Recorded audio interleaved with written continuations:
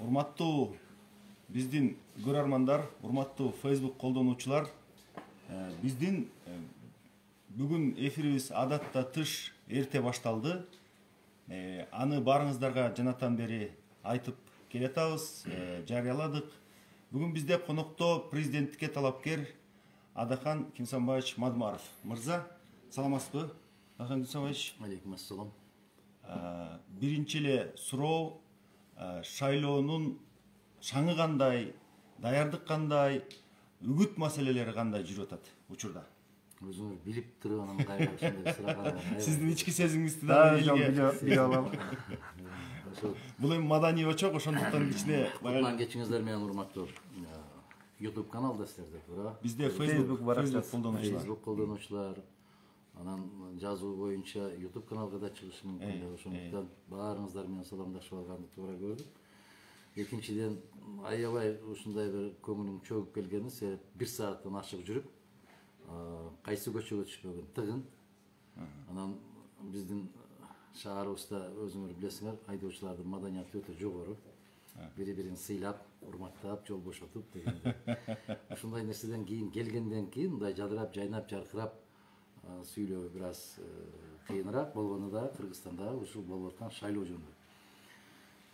Эми шайлоо кимдин алына жараша кетип бартат.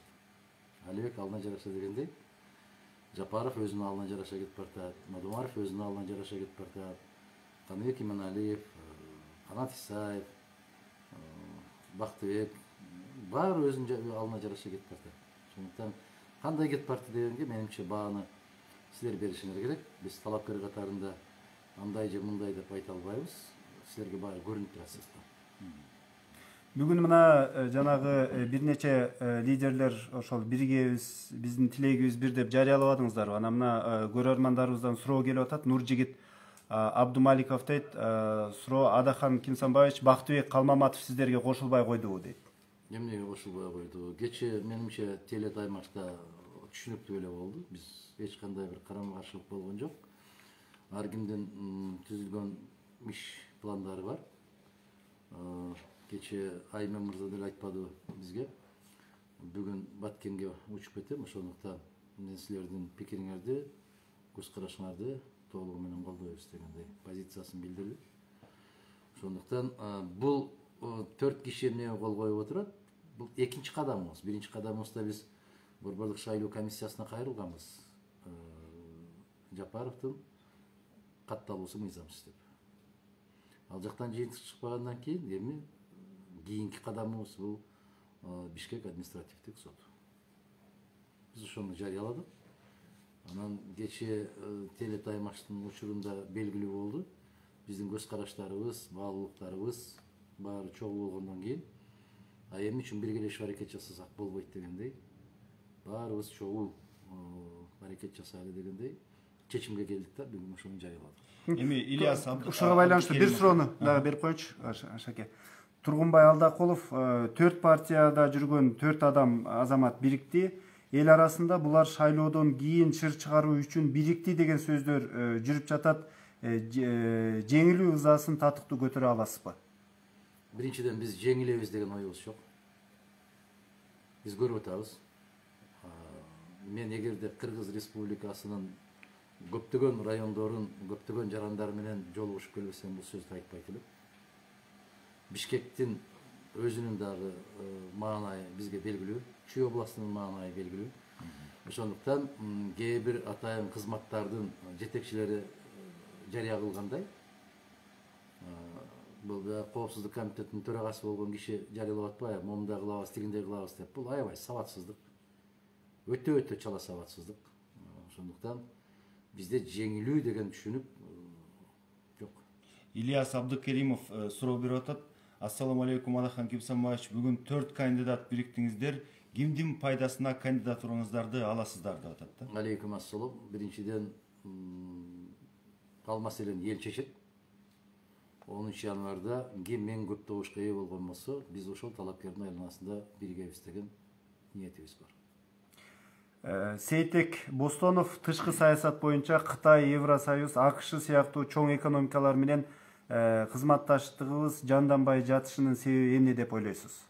Жандамай жатканын себеби бирөө гана кечеден баштап түшүндүрүп берип атабыз. Кыргыз Республикасындагы бүгүн биз бийликпиз деп отурган азаматтардын баары мыйзамсыз. Жогорку Кеңеш 28 октябрдан баштап мыйзамсыз. 6 октябрда дейби, 8 октябрь, 9 октябрь дейби премьер-министрди бекитип бердик дейт. Бирок күчүндө турган премьер-министр туруп, анын үстүнө премьер-министрдин бекитилишинин өзү аябагандай чоң алишимдик. Бүгүн жанагы Жогорку Кеңештин депутаттарынан айтышты, Кубатбек Боронов өкмөт жетекчилигинен 24 октябрда кетиптир. Анда эмне ага чейин 2 премьер-министр болуп турду. Айтор ар бир кадамында алишимдик, ар бир кадамында чоң катачылык кеткен да. Анан шайтандын иши деген ушул болот. Шайлоодон жеңилбейбиз деген ишеним кайдан келип атат? Себеби дегенде мына Садыр Жапаровго жолугушууга жөнөкөй адамдар, стадионго толтура адамдар келип атат, эси болуп калгандар да болуп атат. Анан кийин баннерлери мына Бишкекти жайнап чыкты. Ушунча мындай рекламалык мындай пиар үгүт иштери абдан катуу күчтүү жүрүп атат да. Анан кийин сиздерде ошол баягы ишеним кайда болуп атат, кайдан болуп атат да, жеңилбейбиз деген. Сүрөттөрүн илип койгону биз Кыргызстанда суулардын конкурсун өткөрүп аткан жокпуз. Кимдин сүрөтү көп болсо ошол президент болот деген тыянакты кайдан чыгардыңар? Бир. Экинчиден, Бишкектин тетик айлампасындагы бир ошондой сүрөт канча турушун билесиздерби? Шайыр мырза, кызык көрдүңөрбү? Менимче $10.000 чейин жетип атат деп айтып атышат да. Муну мен айткан жокмун, Мыктыбек Арстамбек мырзадан. Эң эле жөнөкөй момундай бир айлампадагы сүрөт 150 000 сом турат. Эми элестеткиле. 5 000 сомдон айлык алып аткан мугалимдин 30 айлык маянасы. Бир сүрөтү. Эми Кыргызстан боюнча элестеткиле канча сүрөт илинип турат. Биз башка талапкерлер ошол сүрөттөрдү илбей койгонубуздун себеби ушул. Быйыл сүрөтүңдү илип жакылдап элдин алдында карап тура турган жыл болгон жок. Быйыл Кыргыз мамлекети үчүн өтө оор жыл болду. Мыкты керемет инсандарыбыздан айрылдык. Бизде адамдык бир кандайдыр бир касиет калуу керек да. Мына азыр Манас проспектинде карасаңар, жана көпүрөнүн астынан өтүп баратканда, ар дайым ал жерде жардамга өтө муктач жаш балдардын сүрөттөрү илинип турчу. Кандай дейсиңер? Рак оорусуна чалдыккан, бөйлөгүн алмаштырабыз деген, боорун алмаштырабыз деген, ушул жаш балдардын, ыйлап аткан жаш балдардын сүрөтү турчу. Азыр эми 1 мүнөт ал балдардын жардамасы турат дагы, 1 мүнөт Садыр Жапаровдуку. Адамда мындай бир этика болуш керек. Аны түшүнүш керек. Менде бар, мен кетип бартам, мен баратам деп эле ыйлай бериштин кажети жок көрүнгөн жерге. Ал уят маселе ал. Эми ошол баягы бөйрөк алмаштырган, боор алмаштырган, кан алмаштыргандардын алдында ушундай бир жарнама талашып, сен эмне башка жерде жетпей атабыз ага сүрөт илгенге. Өзүңөр деле мына Кыргыздын балдарысыңар, ойлосоңор, адамгерчилик деген түшүнүк болуу керек адамда. Анан мен өлкө башкарам, журт башкарам деп бараткан адам өзү күндө сайын ошол жерден өтүп баратат. Көрүш керек, айтыш керек да, муну ыйлап аткан балдарды жөн койгулачы айланайда. Менин сүрөтүмдү жок дегенде ошол жерге илбей эле койгулачы деген сөздү айтуу керек да. Же өзүнө өзү рахаттанып өтүп баратабы ошол жерде. Адамда бир аз мындай бир кандай десем, бир ичинде мындай бир токтотуп туруучу кандайдыр бир сезимдер болуш керек да. Райзат Мамбет Мусаева суроо берип атат. Саламатсызбы? Жогорку кеңешке чогуу ат салышкан тарапташтарыңыз Субаналиев жана Асанов боюнча оюңуз. Асанов Курсан менен мамилеңиз? Бардыгы менен менин моюм түз, баарына түз мамиле жасайм, бирок алар кандай жооп берет, алардын маселеси. Айтсаңыз, мынакей жакында Чолпон Жакупов айтпадыбы? Эгер саясатчыларга эл нааразы болуп аткан болсо, ошол саясатка келип калганын, шайланып келип калганынын бирден бир себеби бул элдин өзү болуп атат депчи. Жана добуштарын сатып, кошоматчылык кылып, ар кандай болупчу. Ошо бийликтеги адамдарга колдоо көрсөтүп дегендей айтты эле да. Анан азыркы учурда кандай болуп атат элдин маанайы? Сиздин оюңузча 4 октябрдагыдай болуп, ошол акчаны же башка бир нерсени ээрчип кетип калбайбы көпчүлүк эл? Биз элге кайрылып атабыз. Айтып атабыз. Өз тагдырыңды, өз келечегиңди өзүң тандайсың. Эгерде өлкөңдүн келечегин, өзүңдүн бүгүнкү күнүңдү, балдарыңдын эртеңки күнүн, неберелериңдин бүрсүңгү күнүн кайсы бир кызыкчылыктар менен алмаштырам деген болсоң ал өз эркиң. Сен өлкө үчүн кандай жоопкерчиликти сезесиң, кандай мамиле жасайсың эртеңки күнгө, ал өзүңдөн көз каранды. Нурсултан Осмонов суроо берип атат. Ассаламу алейкум. Суроом дейт. Алейкум ассалам. Экономиканы кантип көтөрөсүз? Коррупцияны жоюудан жана башка чараларды айтып кетсеңиз. Коррупцияны жоюудан дагы башка чаралар Эми баары эле мындайда түшүнгөн, түшүнбөгөнү деле экономика, анан инвестиция, анан банк, анан тиги бул деген сөздөрдү көп айтып берет. Садакаларым менен бир нерсени түшүнгүлө. Өлкөдө таза бийлик болмоюнча экономикаң өнүкпөйт. Өлкөдө тартип болмоюнча бирде инвесторун Кыргызстанга келбейт. Ал эмес Кыргызстандын ичиндеги анча мынча каражаты бар азаматтарыбыз бүтүндөй каражаттарын жыйнап, эгерде шайлоо ушул адаттагыдан тыш кандайдыр бир маанайда өтүп, же туура эмес инсандар шайланып калган болсо, Кыргызстандан чыгып кетүүгө жасалып аткан аракеттер өтө көп. Аны силер деле көрүп атасыңар, угуп атасыңар. Мындай кылалы, биз баарыбыз бир коомдо жашап атабыз. Силердин тууганыңар менин тууганым. Силер тойго барган жерге мен барам. Мен батага барган жерге силер барасыңар. Баарыбыз бири-бирибиз менен эле момундай айланышып эле жүрүп атпайбыз. Эми анан башка өлкөдөн келгендей болуп эле анан суроо берип, муну кандай дейсиз, тиги кандай дейсиз, а силер кандай дейсиңер? Менимче бүгүн Кыргызстанда бир иш орун ачайын же бир ишкерлик менен арик болоюн деген моундай далалат күндөн күнгө азайгандан азайып баратат. Тилекке каршы ушундай. Себеп ар бир кадам сайын мыйзамсыздык. Биздин негизги максатыбыз Кудай буйрса Кыргызстанда баягы 5 октябрдан кийинки кабыл алган бардык чечимдерди жокко чыгарып, кайрадан конституцияны ордуна коюп, бүтүндөй чечимдердин баарын мыйзамга шайкеш келтирүү. Мыйзам иштебеген өлкөдө, тартип болбогон өлкөдө эч кандай экономика өспөйт. Мага десеңер ушул дүйнөлүк экономикалык тармакта кереметтерин көрсөткөн залкар инсандарды алып келсеңер дагы тартиби жок, башаламан, бейбаш өлкөдө алар дагы эч нерсе кыла алмак эмес. Конституция боюнча бир жараныбыз суроо берип атат. КР деген баягы ат менен экен. Саламатсыздарбы? Кандай башкаруу туура деп ойлойсуз? Биздин үй бүлө бир чечимге келе албай жатабыз дейт. Мен дайым айтып келгенмин, президенттик башкаруу болуусу керек дейт. Бирок бул жерден тактап коюшубуз керек. Президент десе эле 2 кишини, 3 кишини маңдайыбызга тутуп алабыз дагы. Ошолорду элестетебиз да, жок айланаңдар. Андай эмес. Жападан жалгыз саясий партия болсок керек эле, биз бүтүн Кыргызстан партиясы 2006 жылдан бери 93 жылкы конституцияга кайрылып келели деген программа менен жүрөбүз. Кээ бир оңдоо түзөтүүлөрдү киргизүү менен ошол президенттик, парламенттик тең салмактуулук. Себеп президент дагы бүткүл эл тарабынан шайланып келет, парламент дагы бүткүл эл тарабынан шайланып келет. Экөөнүн бири-бирине болгон мамилесин тең салмактап турган ыйгарым укуктар менен 93 жылкы конституцияга кайсак, менимче калктын көптөгөн калың катмарына туура келген конституция болмок. Демек 93 жылкы деген Чыныбек Куттукулов дейт, Садыр Жапаровдун камалышы мыйзамдуу болгонбу сиздин оюңузча, так дана айтсаңыз дейт. Аны эми сот чечкен. Эгерде соттор туура эмес чечим кабыл алган болсо, анын баарын кайрадан сот отуруму болуу керек. Ачыктан ачык сот отуруму болуп, туура эмес чечим кабыл алынса, туура эмес чечим кабыл алынган деген жыйынтык чыгарылышы керек. Аларды сүйрөп келип эле далдаңдатып бир жерге алып келип, соттун чечимин кайрадан жокко чыгаруу ал болбогон иш. Ар бир нерсе ачык айрым болуу керек да.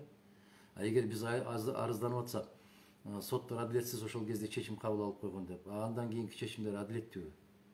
Ошондуктан коомчулук билбей аткандан, кабары жок болгондон аябагандай көп суроолор пайда болуп атат. Ажара Койлубаева суроо берип атат. Мадумаров агай дейт. Саламатсызбы? Эмнеге Садыр Нуркожоевичти дебатка чакырып, ачык сүйлөшпөй жатасыңар? Ким ким экенин эл билгиси келип жатат. Азамат, мен 100 жолу сизге ыраазычылык билдирем. Мен биринчи күндөн бери ушул сиздин сунушуңузду айтып келатам, бирок тилекке каршы мамлекеттик телеканалдар менин сөзүмдү укпайт. Эгерде Жапаров ушуга муктаж болгон болсо, анда айтмак, бир ооз эле айтып койгон болсо, биз түз эфирден бардык маселени чечишип алсак болмок. Мен негизи азыр ушундай суукта футбол тепкен аянттарга балдарды кыздарды жеткирип барып көйнөкчөн тургузуп коюп алар чалкасынан кетирип кулатпастан үйдө олтуруп чайын ичип олтуруп эле жакшынакай болуп кечеки сыяктуу телетаймаштарды кылса 6 киши эмес. Бүгүн Кыргыз республикасында эң маанилүү маселе бул президентти тандоо. Бардык аракетте ошого жумшаш керек эле. Кудайдын куттуу күнү саат 8ден 10го чейин теле ушундай кечекиндей таймаш кылып койгон болсо, түз эфирден bir күн 4 кишини чыгарып, экинчи күнү 4 кишини, көп эмес 18 киши экен, ар 4 күндө бүтүп турмак. Анан биринчи айлампа, экинчи, үчүнчү, төртүнчү, бешинчи деп тышкы экономиканы кандай карайсыз? Тышкы саясатты кандай карайсыз?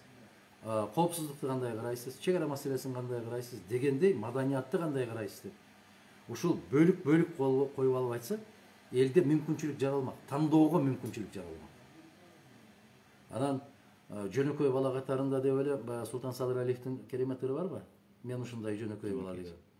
Бул дагы жөнөкөй бала болом дейт дагы. Кыргызга өзү негизи тазим кылуу керек. Жөнөкөй эле бала учуп барып атат. Жөнөкөй эле Ош шаарына.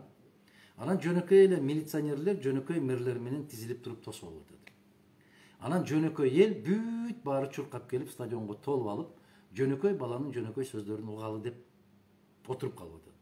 А суук болуп атат десе, бул жөнөкөй эле суук деп атат да. Ач болсом да, ток болсом да эч нерсе эмес, мен ушу жөнөкөй баланын сөзүн угайын деп келдим деп өзлөрү чуркап келип атабы. Анан жөнөкөй эле аттарды мингизип, жөнөкөй карышкы ичиктерди кийгизип, жөнөкөй тамак берип узатып коюп атат. Же силер көрбөй атасыңарбы? Көрүп атабыз. Көрсөңөр силер да кайткыла да. Ошон үчүн журналисттер дагы коомдо саясатчылар кандай жоопкерчиликти болсо, журналисттер дагы ошондой жоопкерчиликти сезүү керек. Туура айтканыңызга кошулабыз. Биз дагы өзүбүздүн аракетибизди, өзүбүздүн колубуздан келишинче ресурстар менен жасап атканга аракет кылып атабыз.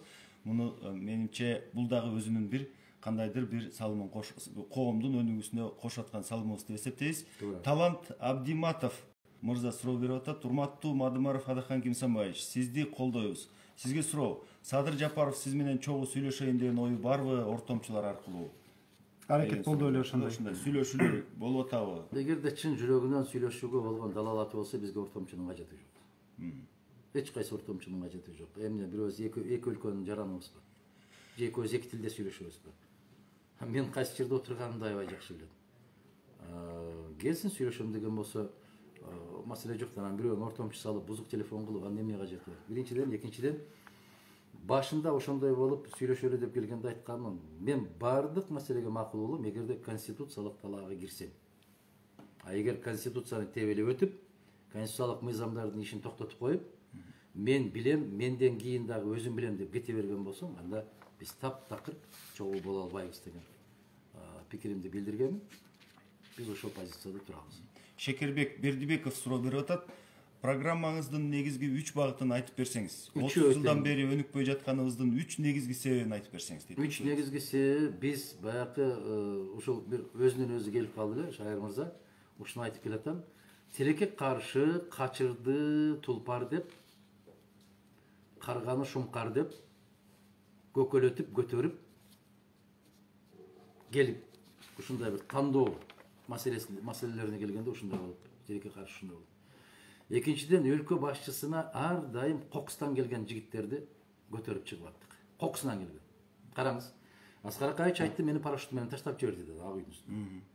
Курманбек Бакиев айтты, мен тамак ичип атсам, мен билген жокмун, алып келип отургузуп коюшту деди. Отунбаев апчем, эми ал президенттик макамы жок. Анда бир убактылар келер. Атамбаев айтты, сен өзүң акчалуусуң. Сен барбасаң, реваншисттер алып коет дегенден улам, апчем мени түртүп жиберди алдына деди. Уктаңарбы? Мен уккандай эле угасыңар да силердин. Сооронбай Жээнбеков айтты, президент эмес, премьер болуш түшүмө да кирген эмес деди. Эмне кыласыңар анда кыйнап? Жигиттер даяр эмес экен. Жигиттердин каалоосу жок экен. Мойнудан байлаган ит ууга жарабайт дейт, Шайыр. Бар мындай макал бизде. Анан эмне алар каалабаса кайра-кайра түрткүлөп атабыз? Каалаган жигиттер барбы? Өткөндө элибиздин ичинде аябай мындай бир таланттуу инсандар көп да. Азыркы бийликтебиз деген азаматтардан бирөөсү сүйлөгөн экен, биз жаңы эле төрөлдүк, тамтың басканды үйрөнгөнчө кое турбайсыңарбы дегендей кылып. Бирөө жазып коюптур. Чуркап жүргөндөрдү эле коюп ойлоп анда силердин басканыңарды бүтүп отурбайбы. Ошондуктан ар бир жерге даярдыктан өткөн, даярдыгы бар, такшалган азаматтарды коюшубуз керек да. Өнүп атканыбыздын кесепети бирөө. Анан сизде кандай принциптер менен үчөөнү айтып берейин мен. Бул эң жөнөкөй, эң кыска принциптер. Биринчиси ыйман. Эгер ыйманың болгон болсо, мыйзамсыз деле жашасаң болот. Себеп ыймандуу инсан эч качан калп сүйлөбөйт, калктын казынасынан кол салбайт, бирөөгө кыянаттык жасабайт. Бул керемет түшүнүк. Ыйман, мыйзам, тартип. Мына ушул үч нерсени биз биринчи орунга коюп, коомду ошого көндүрүп алган болсок, анда ошол менен экономикаң да кетет, инвестицияң да кетет, тышкы саясатың, ички саясатың, билим берүү, саламаттык сактоо, маданият, баардык тармак ушул үчөөнөн көз каранды. Исман деген көрөрмандан суроо берип атат. Сизден башка акылдуу адам жоктой сүйлөп атасыз Кыргызстанда дейт да. Анан кийин мен ушуга кошумча бир суроом бар. Адахан мырза, сиз чынында эле бул жерде азыр сиздин колдоочуларыңыз да, сизге каршылар да абдан көп пикирлер жазып атат. Алардын баарын окуганга үлгүрбөй атабыз. Менин суроом ушул чынында эле ошол 18 талапкерлердин мейли Садыр Жапаровго мындай бир сын көз карашта экенсиз. Калган 16 сизден башка талапкерлердин ичинде ошондой тың, мисалы сиз жеңбей калсаңыз, Садыр Жапаров жеңбей калса, мамлекетти башкарып кете ала турганда тың азаматтар барбы экен? Алар кимдер экен? Мамлекетти башкарып кете ала турган азаматтар бар. Эгерде азыркы азаматтар башкарып аткандан кийин мындан төмөн болуш мүмкүн эмес. Чыгып аткан азаматтардын арасында бар. Силер дагы мындай бир өзүңөрдүн көрсөтүүңөрдөн башка кесиптештериңердин көрсөтүүлөрүн айтсаңар, мен барган жердин бир жеринде мага добуш бергиле деген сөздү айтпайм. Кайдыгер болбогула деп атам. Таразага салгыла дагы өзүңөр тандап алгыла деп атам. Бир жерде бул президент деп азыртан баштап. Мына көчөнү карасаңар, Садыр президент. Анда эмне кыласың шайлоо өткөрүп? Отур, бар да отурбу. Адам бираз чегинүү керек да, чегингенди билүү керек да. Напси деп коет. Напсиңди тыя албасаң, накта шайтандын жоокерине айланасың. Биринчиден, экинчиден, мен эч качан өзүмдү акылдуумун деп айтып аткан жерим жок. Өздөрү мен жөнүндө пикир жазат да, анан мага таңуулайт. Тескерисинче өткөндө мен биринчи эле күндөн баштап айттым, менден мыкты, менден акылдуу азамат жигиттерибиз, кыздарыбыз бар. Аларды тандап көтөрүп алуу калктын вазифасы. Коом ошол азаматтарды көтөрүп алуусу керек. Биз мондай бир элдин элегине түшүп атабыз. Эл элеп алсын, каалаганын тандап алсын деп атабыз. Бизден эстүү, бизден акылдуу, бизден күчтүү азаматтар толтура. Ошондуктан могул талапкер болуп чыгып аткан азаматтардын бүт баарына сый урмат менен мамиле жасайын деп көрүнгөн жерде айтып келет, айланайын. Жөн эле угуп койгулачы, Модуман фамилия. Гүлбайра Умарова суроо берип атат. Бул баягы катардагы жаран катары өзүнүн бала чакасын, кийинки Кыргызстандын келечегин ойлоп берип аткандай окшойт. Кыргызстандын билим берүү маселесинде мүчүлүштүктөрдү айтыптыр дагы, анан кийин ушуну кантип оңдойсуз? Баягы мен айткан 3 нерсе ордуна келген болсо, оңдолот. Себеп тартип деп атабыз. Тартип деген бул биринчи кезекте мыйзамды сактоо. Бизде Кыргыз Республикасында мугалимдин макамы жөнүндө мыйзам бар. Мугалимдер аябай чоң сый урматка ээ болуу керек. Бизде билим берүү жөнүндөгү мыйзам бар. Билим берүү аябай сабаттуу болуу керек, бүгүнкү заманга жооп бериши керек. Бирок мыйзамдар керемет жазылган, анын аткарылышы дээрлик жок эсе. Ошол мыйзамдардын аткарылышын гана көзөмөлгө алып коюу керек дагы. Тийиштүү жетекчилерден каттуу талапты коюу керек, ошого жетишишибиз керек. Себеп мыйзам өзүнчө, турмуш өзүнчө кетип барат. Бизде билим берүү тармагын биринчи орунга коюп, бешиктеги баладан баштап тарбияны колго албай турган болсок, анда мага алтынга көмүлүп кеткен өлкө болсо дагы, ал өлкөнүн келечеги жок. Биздин келечегибиз илимде, билимде, ыйманда, маданиятта. Мына ошол тартип. Себеп маданияттуу инсан эч качан жамандыкка барбайт. Тескерисинче, сабаттуу киши эч качан маданиятсыз болбойт. Баары бири-бири менен шайкеш, аралаш. Мына жана жогоруда сиз дагы бир аз айтып кеттиңиз, улуттук коопсуздук кызматы менен азыркы сот бийлигинин ортосундагы тирешүү жүрүп атат, катуу жүрүп атат. Анан кийин ал жерде багы эки тарапты тең колдогондор бар. Сот көз карандысы болуш керек дегендер да бар. ал мыйзам жагы анан жок ушул сот тазаланыш керек эле, ушинтип коррупциядан тазаланыш керек деген да пикирлер бар да. Сиздин оюңуз кандай бул боюнча? Нетократия деген түшүнөсүңөрбү? Нетократия деген. Бул деген социалдык тармактар башкарып калды деген сөз. Бизди могул телефон башкарып атат.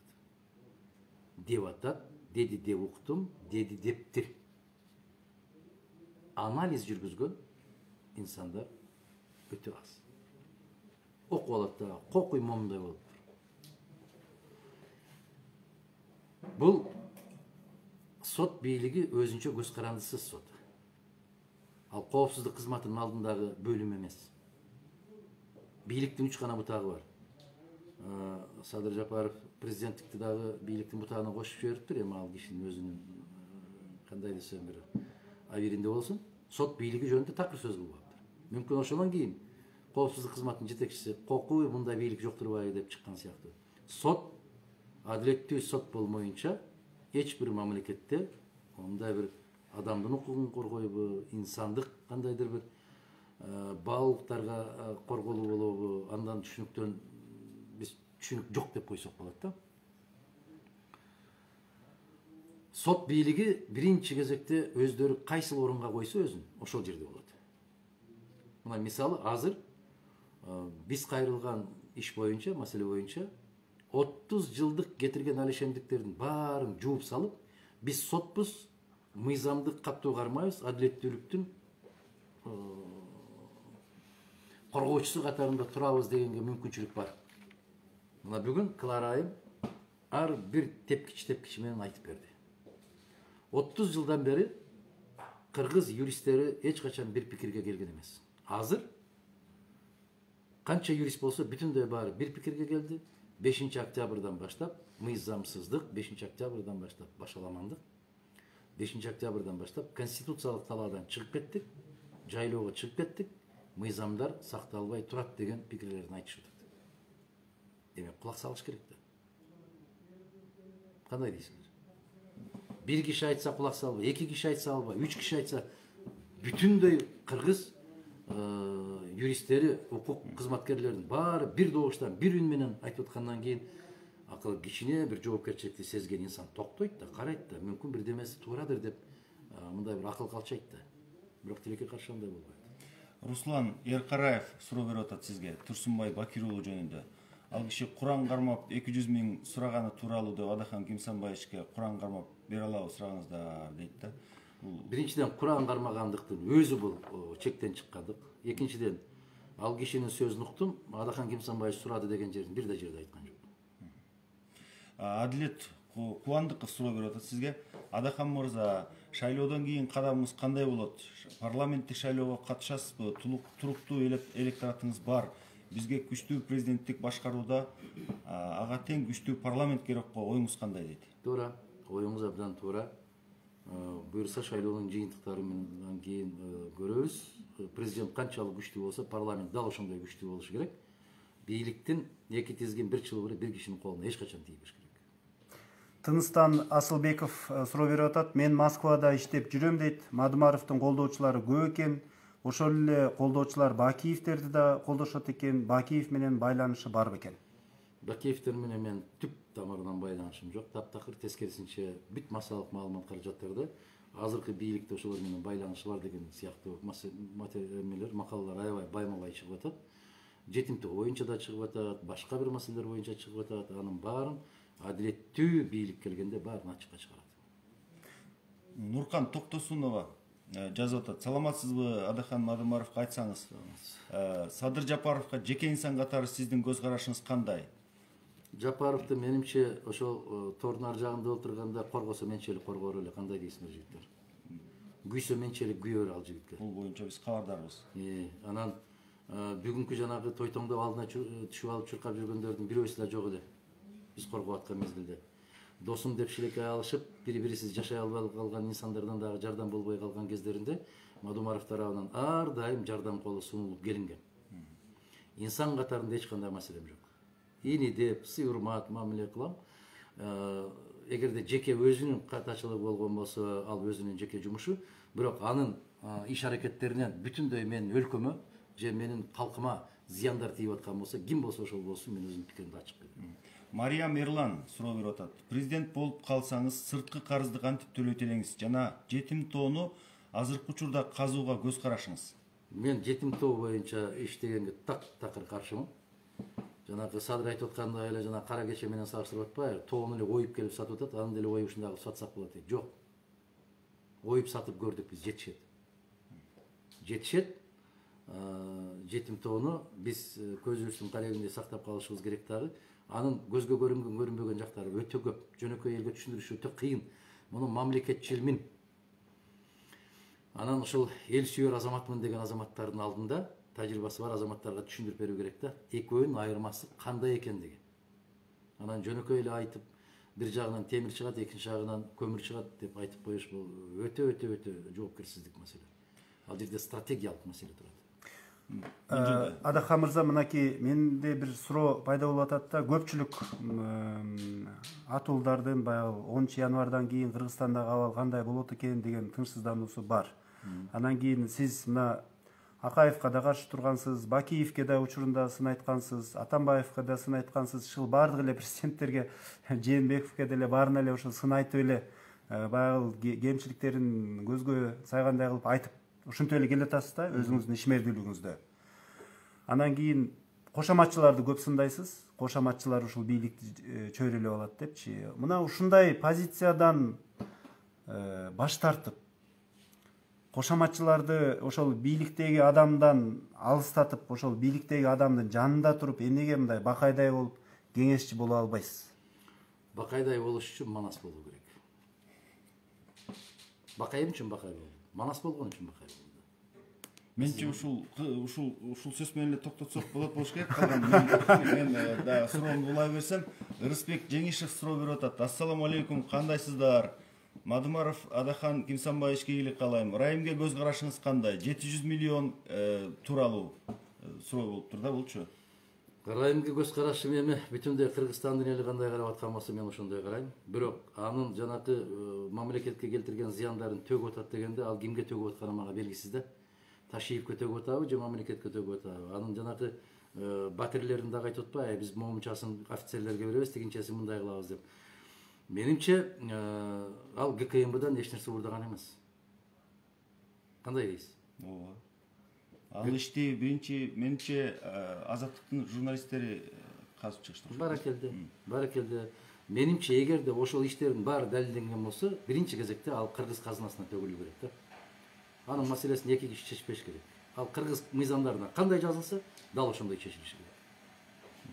Аркарбек Мамытов суроо берип атат. Биз эми көрөрмандардын суроолорун көбүрөөк берели, анткени көрөрмандар бизди баягы мындай катуураак айтканда сөгүп баштайт, эми биздин суроолорду бербей атасыңар депчи. Адахан Кимсанбаев, сиз президент болуп калсаңыз команданы кандай түзөсүз, кимдер менен иштешесиз, же сиз деле баягылар мененби дейт. Баягылар экен, кимдер экенин мен билбейт экенмин. Эми баягылар деген баягылар да баарыбыз билебиз да. Бирок баягыларды аябай жакшы болуп атат да. Ушул түзүлүп аткан кырдаал ошол баягылардын баягыдай болбостугуна аябай шарт түзүп берип атат да.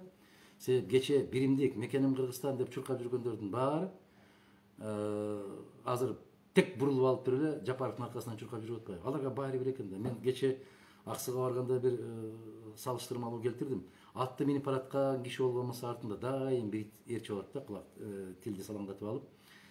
Үстүндө ээсин баратканын деле көрбөйт. Ал аттын куйругун көрүп алып эле кете берет да чуркапчы. Себеп билет да үстүндө бирөө бар экенин. Ошол сыяктуу буларга да баары бир да, ким баратат, кантип баратат. Но эң алар үчүн маанилүүсү ушу бийликте отурган киши бараткан болсо болот дейт да. Анан куршап да бир жакшы салыштырмалуу болду. Ай досторум, адам деген көйнөктү дагы бир сезон кийет, силер кече эле башка көйнөк, бүгүн башка көйнөксүңөр, кантип ушуну алмаштырып үлгүрөсүңөр десемди, эч бир бети кызарбай туруп, алар мени кайра кызартты дейт. Сен кызык экенсиң, бизде топчусу бар көйнөк эмес. Топчусу жок эле халат, чуркап баратып эле кыргытып туруп, кайра башкасын кийип алып кете беребиз деп айтты дейт. Таң бересиң, эмне дейсиң? Ошондуктан баягылардын ким экендигини саясатчылар эмес, жөнөкөй карапайым элибиз деле билип калды. Ошондуктан жараткандан буйрук болуп, элдин колдоосу болуп келип калган болсок, баягылардын жыты да болбойт. Канат Карагулов да суроо берип атат. Суроо: эгер сиз президент болсоңуз, инвестиция маселеси кандай болот? жана сырткы саясатыңыз саясат кандай жүргүзөсүз? Тышкы саясатты кыргыз элибиздин ата бабаларыбыз залкарлар айтып кеткен. Керкейгенге керкейбиз, себеби ал көктөн түшкөн пир эмес. Ийилгенге ийилебиз, ал бизге бааланып берген кул эмес. Кандай салам айтылса ошондой алик айтылат. Алик берилет. Ошондуктан бир жаңы нерсени ойлоп табуунун кажети жок. Бабаларыбыз кандай насаат айтып кетсе ошону аткарабыз. Жылдыз Кадрларды кандай тандайбыз дегенде мен үчүн маанилүү эмес. Алардын жашы, жынысы, улуту эч маанилүү эмес. Мага колунан эмне келет? Ошого карап кадрларды тандайбыз. Кадрлардан биринчиден аябай бийик даражалуу макамына жеткиребиз дагы, бирок талапты ошондой күчтүү коебуз. Сизди ушул Баткендеги чек ара маселесинде жер боюнча күнөөлөгөн айрым баягы Facebook'tan маалыматтарды окуп калабыз. Каркыра боюнча күнөөлөгөн маалыматтарды окуп калабыз. Эми бул жерде да бир топ баягы бар жана жок адамдар суроолорду берип атышат. Өзүнүн жүзүн беките алгандар да суроо берип атышат. Ар кандай да, ар кандай. Эми бары да бар, жогу да бар. Ошол суроолорго бир мындай кыскача жооп берип коюңузчу, мүмкүн болсо. Эми биринчи өзү жазат да, анан кийин ошо суроону берет да. Кече жакында чыкты, силер билсеңер керек, активдүү азаматтарсыңар. 1930 жылы мен Гитлер менен жолугушуп, СССРге кол сал деп, СССРге кол салууга мен себепчи болуп турмун. Окудуңарбы? Социалдык тармактарда. Социалдык тармактардан жазып атса демек чындыр. Анан өткөндө бирөө айтат да, ушундай деп чыгып турго дейт. Көздөрүнөн карасам, ушул чынбы жалганбы дегендей кылат да. Анан мен айттым да, менин атам 33-жылы туулса, мен 30-жылы Гитлер менен кантип жолугам десем, карап туруп, ай ушуну ойлонбоптурмун дейт кайрачы. Себеп баягы адамдардын аң сезимин бир жака буруп коюуга, нетократия деп ушул телефон башкарып калды деген ушунда адам ой жүгүртүү кабилетинен ажырап атат да. Ойлонбойт, таптакыр. Эгерде ошол Баткен боюнча ушундай иштери болгон болсо, эмне үчүн мени Баткен ар дайым 80% колдоп колуна көтөрүп алат? Эмне үчүн Каркыра боюнча Түп району бир маселе койбойт? Менде 150 Түп районунан чыккан залкарлардын колдору бар, кайрылуусу бар, аябай чоң ыраазычылыктары бар. Ошондуктан бул сөздөр эми баягы шайлоонун алдындагы чыгып жүргөн сөздөр да. Жылдыз деген көрөрманыбыз сурап атат, өтпөй калсаңыз митингге чыгасызбы? Митингге келип чыккан болсо чыгабыз. Эч кандай маселе жок. Кече бирөө суроо берип атат. Өтпөй калсаңыз эмне кыласыз деп. 11-жылы өтпөй калдыкпы? Өткөн жерибизден 10-жылы парламентке өткөрбөй койду, эмне болду? Бир жерибиз кемип калдыбы? Мисалы, парламентке өтпөй калса, Мадумаровдун партиясы жоготпойт эч нерсе. Парламент жоготот. Натыйжада эл жоготот. Себеп колу таза, ою таза, мыкты, залкар, керемет тажрыйбалуу инсандар парламентке кирбей калат да. Жанагы Атамбаев ат койгон элиталар ээлеп отуруп калат. Андан өлкө уткан болсо, баракелде, мен кубанычтуу. Башкаруунун формасы боюнча да маселе коюлат бул шайлоодо. Сиздин оюңузча кандай башкаруунун формасы бизге ылайыктуу? Мен айтып эле келем да. Менчелик көп айткан киши жок. Жана эле айтпадымбы? Бизде баягы аралашма система болуу керек. Күчтүү президент, күчтүү парламенттин көз алдында. Бул жакта Тынчтык Шамсыдин уулу деген суроо берип атат. Өзүңүздүн кандай кемчиликтериңиз бар? Менде толтура кемчилик. Алардын баарын санай берсем таң атып кетет, анан дагы сөгүшүп басыңар. Кыскартпайсыңар деп. Менин кемчилигим өтө көп. Бир топ абдан бул биздин эфирибиздагы катышуучуларыбыз да абдан көп болуп атат. Суроо көп. Анан кийин мындай болуп атат да. Кыргызстан мына 2 эмес 3 революцияны баштан өткөрдү. 2005, 2010 мына. Жок. Ар бир нерсенин өзүнүн аты менен аташ керек да. 2005-жылкы өзгөрүү бул элдин түбүнөн келип чыкты. Ага биринчи себептеринен акс окуясын айтсак болот. Жана башка толгон бир майда окуяларды айтсак болот. Анан жанагы президенттин бүтүндөй балдыздарын, балдарын коюп алганды себеп кылса болот. Бул себеп. Биз эмне болуп өттү деп ошого баа берип атабыз. Эмне ошого алып келди дегенге маани беришибиз керек. 2010 жылы бул Ак үйдүн тегерегиндеги 3 kilometrдин айланасында болуп өткөн окуя. 2010 жылы ак үй алынып аткандыгын же башка болуп аткандыгын Акунбаев көчөсүндөгүлөр билген жок. Акысыңар? Жашап аттыңар. Көрдүңөр. Кечеки 5 октябрдагы болуп өткөн маселе бул бир ууч инсандардын бийликти басып алуусу. Ар бир нерсе көзүнүн аты менен бериш керек. Антип силер 2005 жылдагы элдик көтөрүлүштү, анан кечеки 5 октябрдагы болгон нерсени эч качан таразага салбагыла. Экөөнүн эки башка. Болуптур, 3 толкундоо болду. Анан кийин ошол учурларда дайым саясатчылар айтып атты да, Кыргызстандын абалы оор деп. Бирок ошол оордан улам эле кыргыз эли чыгып кетип атты мамлекетчи. Бул жолу 10 январдан кийинки Кыргызстандын акыбалы кандай болот деп ойлойсуз? Ал калктын өзүнүн көз каранды. Биз инсан катары, коом катары жетелеме болбошубуз керек. Ким кайда чакырса ошол жака чуркашыбыз керек, кажети жок. Биз өз акылыбыз менен болуп аткан окуяларга баа бергенди үйрөнүшүбүз керек. Мына азыр бийликтебиз деген азаматтардын телекомпаниялары, башкалары сурамжылоо жүргүзгөн болуп атпайбы? Сиз кимге дейсиз дейт, баланчыга дейт.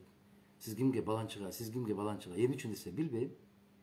Эл айтып атат го. Эл айтып атат, сен эмне деп атасың садаган? Сенин өзүңдүн пикириң кайда? Сен эмне деп ойлойсуң? Маселе ушунда. Салиха Илманова суроо берип атат. Саламатсызбы агай? Жубайыңыз каерде иштейт? Эгер ажы болуп калсаңыз, жубайыңызды ак үйгө орноштурасызбы? Дегеним, жумуш бересизби? Уулдарыңыз кандай жумушта дейт. Бул дагы актуалдуу маселелердин бири да азыр биздин Кыргызстан. Бул эмес, азыр кудалар да актуалдуу.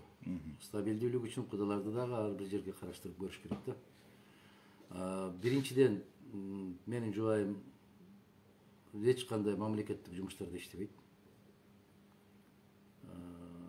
Балдарым дагы эч кандай мамлекеттик жумуштарда жок. Өзлөрүнүн келген, колунан келген иштери менен алек болуп жүрүшөт. Бирөө да мамлекеттик кызматта жок. Алар эле эмес, менин бир туугандарым да мамлекеттик кызматта бүгүн жок. Бир карындашымдан башкасы. Жакшылык Жумабеков жазыптыр. Саламатсызбы? Бул жанагы эле суроолордон, бирок ошентсе дагы менен баштап алгандан берейин. Садыр Жапаровду да эл колдоп атат, сизди да эл колдойт. Бирикпейсиздерби? Кыргызстанды карапайым эл жебей эле талашып тартышкандар жеп жатат. Келечек муунга да калсын. Ошолорго каршы биригип иштесеңиздер деп. Бириккенге ким болсо ошол болсун, мен бириккенге макулмун. Эгерде ал биригем деген азамат конституциялык талаанын ичинде жүрсө, мыйзамды сыйласа, ар бир кадамы мыйзамга шайкеш келсе. Эгерде мыйзамга шайкеш келбей, конституцияны тебелеп кеткен болсо, бир тууганым болсо дагы чогуу кол кармашып кете албайм. Менче Убактыбыз соңуна чыкты, бирок бир-бирден суроо берип койсок, Шайыр мырза. Мына айтсаңыз, сиз ушу көп жылдардан бери саясатта жүрөсүз.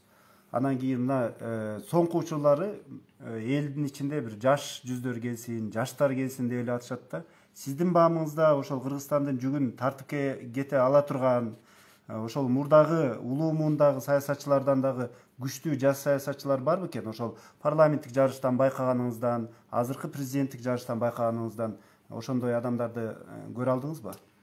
Кеп биринчиден жашта эмес. Кеп башта. Анан мода үчүн эле кыйкыруунун кажети жок. Мисалы, мына дүйнөлүк аренада экономикасы жагынан да, аскер күчү жагынан да биринчи орунда турган Америка 78 жаштагы кишини президент кылып тандап алды. Баарын таң калтырып аткан Малайзия 96 жаштагы премьер-министр жетекчиси менен отурат. Кеп жашта эмес. Кеп адамдын башында. 30 жаштагы керемет биздин акылман жигиттерибиз, кыздарыбыз бар. 30 жаштагы. Бирок 70-теги таптакыр эч нерсени түшүнбөгөн түркөйлөр бар. Аны кантип салыштырасыңар? Биз ал канча жыл жашады, жашы канчада экен, жынысы кандай экен, дини кандай динде экен деп карабай, ар бир жерге адистерди койгонду үйрөнүшүбүз керек. Мисалы, бизде жаштар бирикти дагы жана парламенттик шайлоонун алдында мага ушундай суроо коюшту. Сиз дейт тиги жаш өтүп калгандар менен баратасыз го. Кимдер десем, Ишенбай Кадырбеков дейт, Исхак Масалиев дейт. Анан мен ошол жаштарга ушундай сунуш киргиздим, шайыр. Монол бөлмөгө 20 жаштар силер киргиле. Бул бөлмөгө макул 70 жаштагы Кадырбеков менен Масалиев кирсин. Бирдей тапшырма берем. Кыргыз Республикасында момдай деген токтомду жазып чыккыла дейт. Токтом. Мен билем, Кадырбеков 10 мүнөттө чыгат. Масалиев да ошол убакыттын ичинде чыгат. А силер канчадан кийин чыгасыңар? Мыйзам чыгаруу бийлигине баратабыз биз, депутаттыкка баратабыз. Ал жерде улак чаппайт, жүк көтөрбөйт, арак чаппайт, чөп чаппайт. Ал жерде калем менен отуруп мыйзам жазат. А эгерде өкмөткө бараткан болсоң, анда башка баалуулуктар менен ишин тандашың керек да. Ишенбай Дүйшөнбиевич Кадырбековго бүгүн барып туруп, момда мыйзамдын долбоору керек бизге деп койсоң, 2 саатта даярдап берет. Исхак Масалиев да ошондой кылып даярдап берет. Биз мыйзам чыгаруу жыйынына мыйзамды мыкты билген азаматтар менен барышыбыз керек десем, бир нерсе үчүн ыраазы болушубуз керек. Ошол жаш азамат жигиттерибиз, кыздарыбыз бир добуштан кол көтөрүштү. Агай, биз бул жагын ойлоп турубуз, аябай туура айттыңыз. Кечиресиз, биз сурообузду кайра алабыз деп. Арахан Кимсомович, кечириңиз. Биз эгер азыр мындан дагы ашык, мен да азыр суроо берип баштай турган болсом, эфирибиз узарып кетет да, биз калыстыктан таябыз. Анткени башка кандидаттар дагы биздин эфирден ушундай убакытты колдонушкан да. Ошондуктан сизге чоң рахмат айтардын алдында менимче бир сөзүңүз бар окшойт, камданып калганыңыз каранда. Жок, камданганда силердин суроолоруңарга гана жооп берейин деп атам. Биринчиден, экинчиден такыр макул болбой атып араң келдим. Мен убактыңардан пайдаланып кетейин деген бир кыянаттык эч кандай бир көңүлүм жок. Силер капа болуп калбасын, кайра сурансак. Биз ошону айткыбыз келип атат. Сиздин биздин ушул эфирге чакыруубузду, биздин көрөрмандарыбызды сыйлап, ушул биздин эфирибизге келип бергениңиз үчүн чоң рахмат айтабыз. Менимче бир топ суроолоруна жооп алганга бир аракет кылып бердик элибиздин, көрөрмандарыбыздын. Эгерде ошол кандайдыр бир суроолорго жооп ала албай калган болсо, Шайыр мырза, ушундай деп сүйлөп турсуз, кече сүйлөдүңүз дейт да. Мен өзүм таң калам, кече сүйлөбөгөн болушум керек эле десем, тиги YouTube'да жүрөт, Facebook'та жүрөт дейт да. Менин 15 жыл баштагы сүйлөгөн сөзүмдү угуп алып, азыр көрүп алып, ушундай деп турсуз дейт. Ал аябай сыймыктануу менен айтуу керек. Себеп бүгүнкүдөй кабыл алынып атат. Себеп 25 жылдан бери Мадумаров кылдай кыйшайган жок өзүнүн позициясынан. Бүгүн сүйлөгөнүмдү дагы деле кое берген болсо жарай берет деп. Бир гана айырмасы, ал кезде чачтарыбыз капкара жигит эле. Ошонон деле караңыздар дедим. Эгер чачым кара болгон болсо муну башта айтканмын. Эгер ак кирип калган болсо бүгүнкү айтып атканым деп тамашалашып күлдүгүлөр. Мен да силерге чакырганыңар үчүн ыраазычылык билдирем. Алдыбызда чоң бир өтө оор маселе турат. Бул тандоо маселеси. Тандоо дайым оор. Биз шайлоо десе шайлоону түшүнөбүз да, баланчыны шайлайт экенбиз деп. Жок. Сиз тандайсыз. Тандаган кишиңизге добуш бересиз. Шайлоо эмес, тандоо бул. Ошол бүтүндөй элибиздин тандоосу биригип келип туруп, анан эң көп тандалган киши шайланат. Шайлоонун мааниси экинчи. Биринчи мааниси бул тандоо. Эмнесине карап тандайсыз? Акыл эсине карап тандайсызбы? Жашына карап тандайсызбы? Же баягы тажрыйбасына карайсызбы? Же чөнтөгүнө карайсызбы? Же ашказанга карайсызбы? Ал ар бир жарандын өз эрки. Мен дагы бир жолу кайталап айтам. Мадумаровго добуш бергиле деген сөздөн алысмын. Тек гана кайдыгер болбой, ошол күнү шайлоого барып, өзүңүздүн тандооңузду жүргүзүңүз. Өлкөнүн келечегине же мамлекеттик башкарууга кайсы бир деңгээлде сиз дагы себепчи болуп калыңыз деген суранычты айтып койгум келет. Анан сөзсүз түрдө келе жаткан жаңы жыл. Жаңы жылыбыз жараткан тек жакшылыктарга буйруган жыл болсун. 2020-жыл өтө оор жыл болду. Ушул сыяктуу апааттар, ар кандай оорулар элибизден алыс болсун. Тасманыбыз ачык, жерибиз бүтүн. Элибизге иман, бийликтебизде отурган азаматтарга инсап. Айтор баарыбызга жараткан жакшылык күндөрдү насип эткен болсун. Эч качан бири-бирибизди мындай бир артыбыздан кубалаган күндөрдү жолотпосун. Ар бирибиз бири-бирибизге жүрөктөрүбүздө мээрибиз болуп, бири-бирибизди кучакташып, ийгилигибизди куттуктаган күндөрдү көбүрөөк насип кылган болсун. Рахмат, урматтуу биздин Facebook колдонуучулар, биздин көрөрмандар. Биздин эфирибиз ушу менен аягына келип жетти. Сиздердин баарыңыздарга бейпил түн каалайбыз жана жакшылыктарды каалайбыз. Саламатта калыңыздар. Саламатта калыңыздар.